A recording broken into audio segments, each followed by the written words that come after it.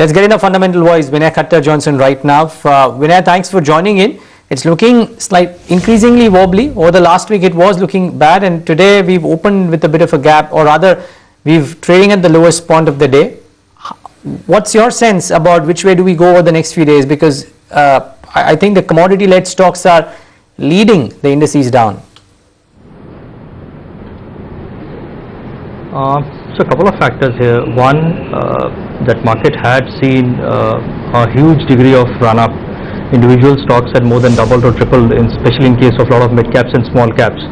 And clearly prices had run ahead of themselves and were unjustifiable by certain yardsticks. So you are seeing a fair degree of correction happening in those stocks. Second, October is generally been a flattish to negative month for a number of years. October is probably one of the worst months in terms of stock performance if you look at the overall last 10-20 years of average. So that is again a trend which is continuing to play out.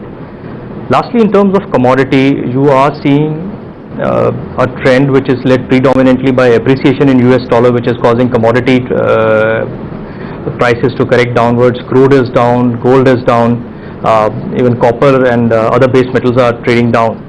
So broadly, the overall commodity trends are downward, which is obviously going to cause pressure on the commodity stocks, and that's what is beginning to play out.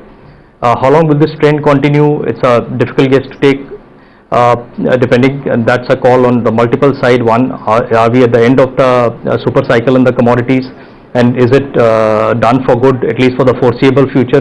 The possibility appears to be that at this particular juncture, given that there is a kind of a slowdown in China, dollar is appreciating, there is no clear market which is as big as China or US, which is economy which is picking up. So commodities could stay down for a while. Does it worry you that there's been some sort of tightening as far as flows are concerned into the market, with September registering 7-month lows as far as fund flows are concerned? You see, fund flows have been volatile. We've had very good first few months of the current financial year. So at certain point in time, a certain degree of stagnation or reversal was a possibility, and you are seeing that happening. There are a couple of factors which are looming large. One is what is going to be the Fed's decision in terms of interest rate hikes.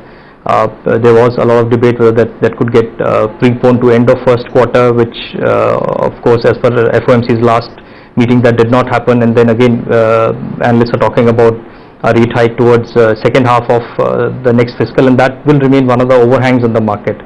In addition to that, the short-term volatility plays will continue to impact, and the money flow will get impacted to the emerging markets as a whole, and in certain sense to India. Though India will get protected, unlike the last time when in June, July 2013 we had a huge currency problem, there was a big current account deficit. A lot of those vectors are now more stable, far more positive in India's sense, but India will still get affected if there is an emerging market outflow, and that is what is currently being observed at this stage.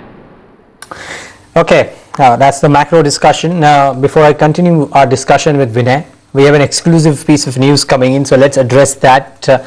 Online jobs recruiter InfoEdge, which has large stakes in several other unlisted websites, is on a fundraising spree as it hawks a large chunk of its investment in restaurants tracker Zomato.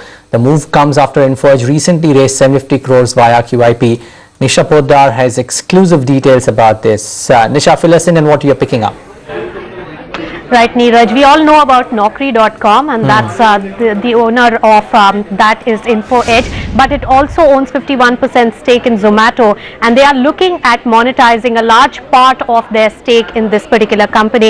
In fact, a very important thing to note here is that the company, which has grown from a very small size in the last 5 years at a very scorching speed, is now looking at raising funds which will revalue the company to about close to $1 billion, and that's what InfoEdge as a listed company would take advantage of.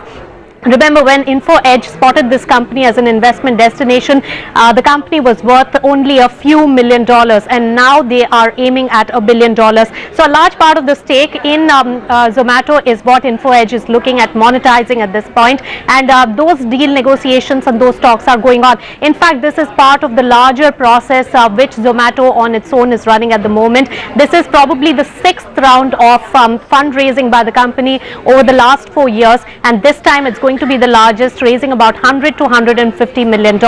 So pre-money, the valuation could be about $800 million, but post the $100 and $150 million that they're looking at taking from the investors or private equity players with whom they are in talks with, that could value the company close to about $950 million or close to $1 billion, and that's the kind of bump up in the valuations that Info Edge would also see as a listed company when it comes to the investments in Zomato. Now, quick few things about Zomato. The kind of run up that we are seeing in the valuations is also because of the re-rating of the e-commerce business on the whole. Second, look at Just Dial, which operates in the similar kind of business as an online guide to restaurants as well as events, and that company has also seen a huge revaluation after listing. Just Dial's market cap is over 10,000 crore rupees right now. And also remember, since the last fundraising program of Zomato, which had pegged its valuation at about $150-60 million, that's a very small amount compared to what they are aiming at right now.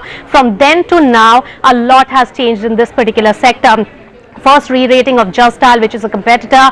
Also going forward, they have, remember, made 4 acquisitions in the last 3 to 4 months, and some more are in the pipeline. And also remember, they are profitable now, and they are remodeling in terms of the business plan, and not just booking tables is a source of revenue, but also cashless payments at restaurants is what they are planning to do. So all that put together is something that is evincing a lot of investor interest, but what they're asking for is about $1 billion of valuation, which Info Edge wants to take advantage of. Surely enough, and Zomato has been the new thing, the thing actually when it comes to the restaurant search and search business. So you're looking at that strong reaction on Info Edge, which is not entirely unexpected. Thanks very much, Nisha, for bringing us this important story.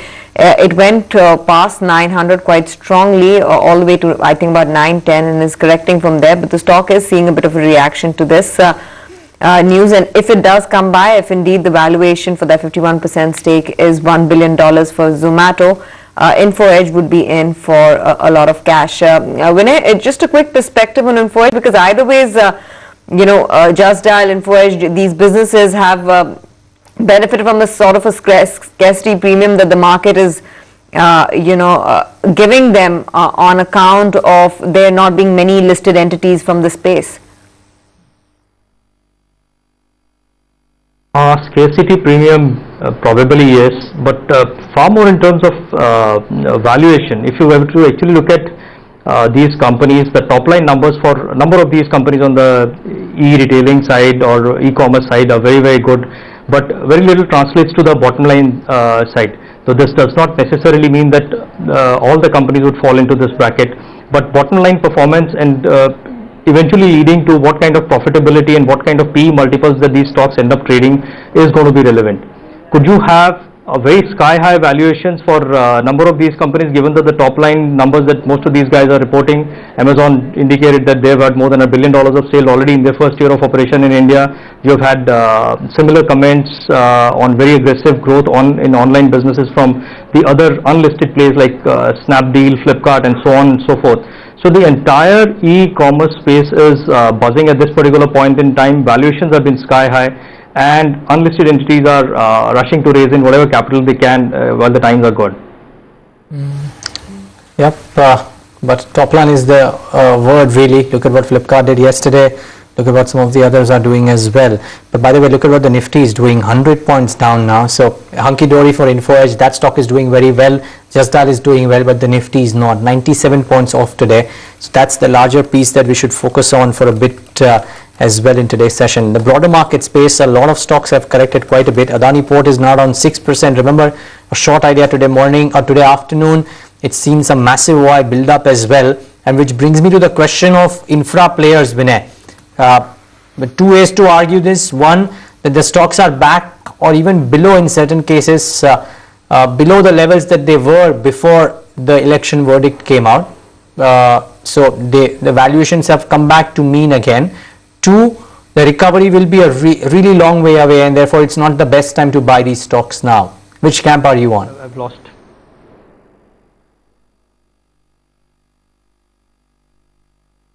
Oh, so I think we've lost to Vinay Khattar as well, 94 by the way, but 7850 for the Nifty, so not looking good at all as well.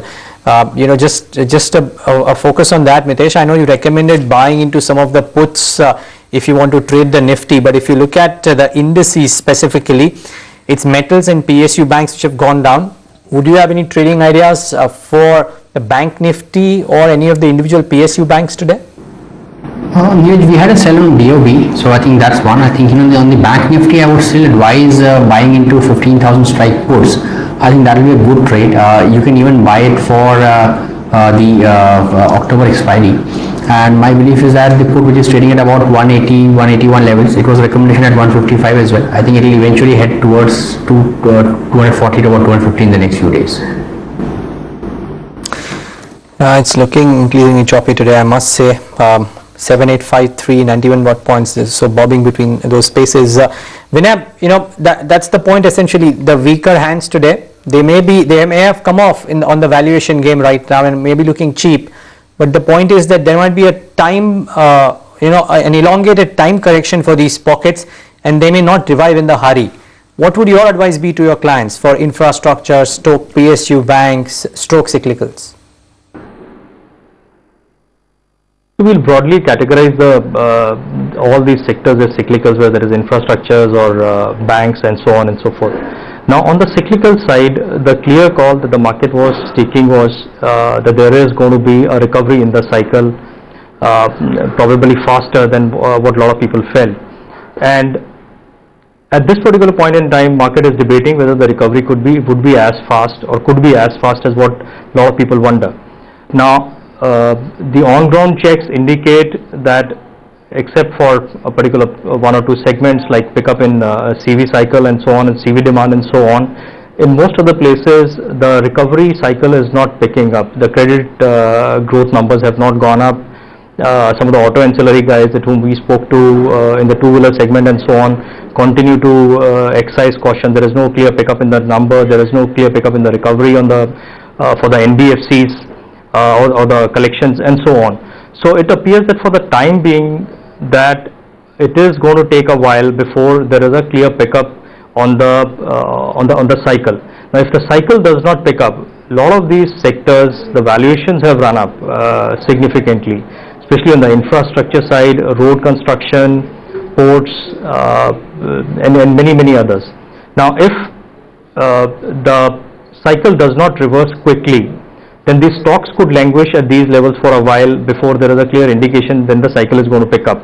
So for long-term investors who are looking at value and who are willing to hold for 2 to 3 years, corrections like these could provide good opportunities.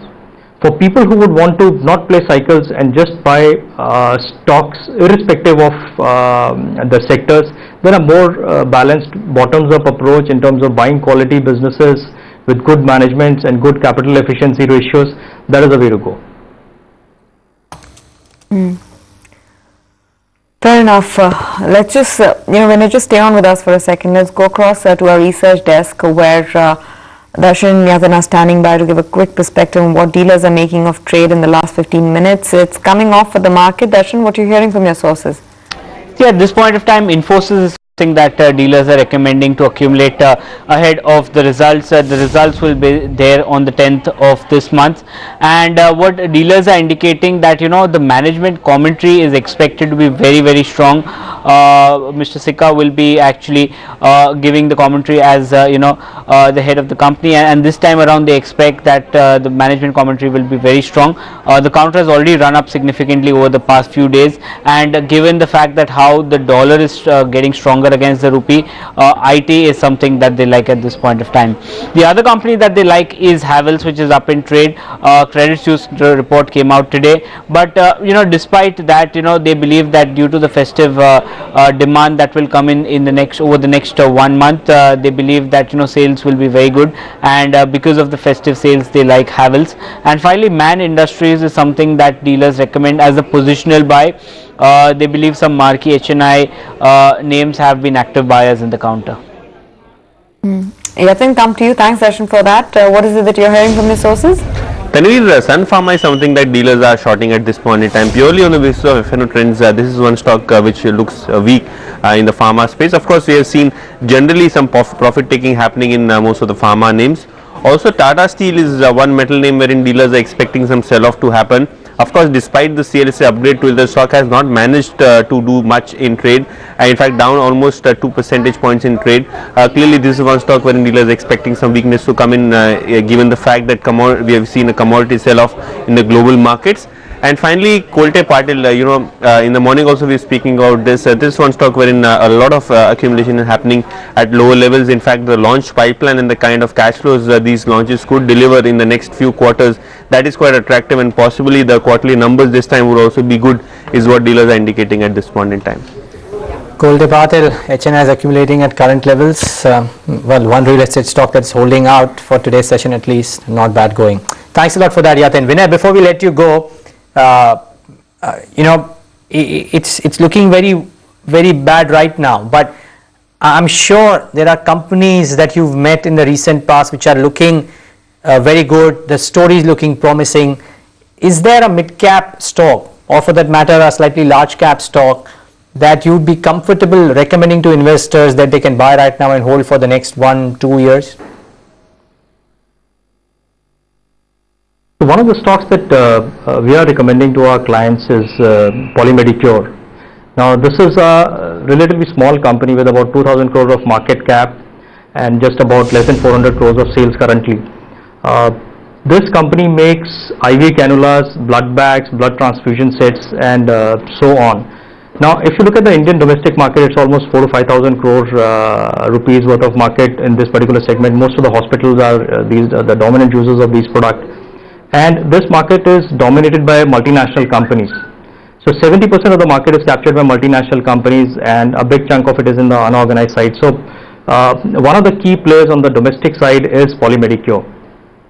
There is likely to be a regulatory change probably by end of the current fiscal, by which the government may bring in a new law which was actually introduced by the previous government. But if that were to happen, then it becomes more advantageous in terms of change in regulatory scenario for Polymedicure. Now this company has a very high degree of capital efficiency. It's got a big chunk of its revenues coming from exports, and is trying to make inroads into European hospital markets and has had some success there. So a good company to bet on, both on the domestic medical equipment side as well as on the export side, with very good capital efficiency ratio as well as a high quality management. So that is one stock that we are recommending at the current level as well as at all dips. We had the management, I think, three odd days back, Vinay, and the interview looked fairly promising as well. It's up 8.5% as we speak, so somebody's been listening to you, now touching 900.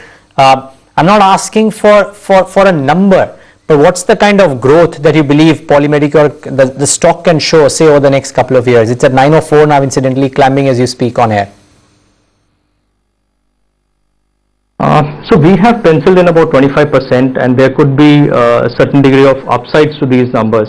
If I were to just take you through a deeper look into what the company is doing on the domestic side, it has increased its sales force significantly. The number of hospitals that it is trying to penetrate has shot up in a dramatic manner, as well as it's set up an intermediate team which allows the company not only to help in establishing its brand on the domestic side, it also helps the sales force in terms of higher degree of penetration.